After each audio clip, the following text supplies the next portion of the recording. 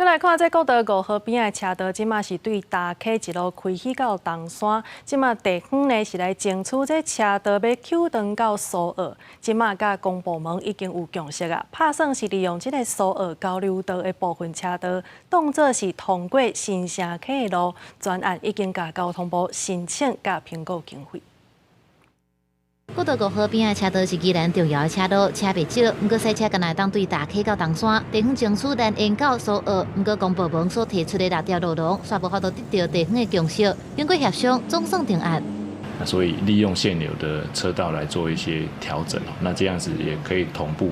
节省将来的工程建设的经费。 交通部甲县府认为讲，国道5号边的车道咱会通过新城溪需要另外起桥，工程费伤悬，所以决定国道5号接苏花改2030年完工了后，苏澳交流道车一定会变少，打算利用苏澳交流道部分车道当作是边仔车道通过新城溪的路龙。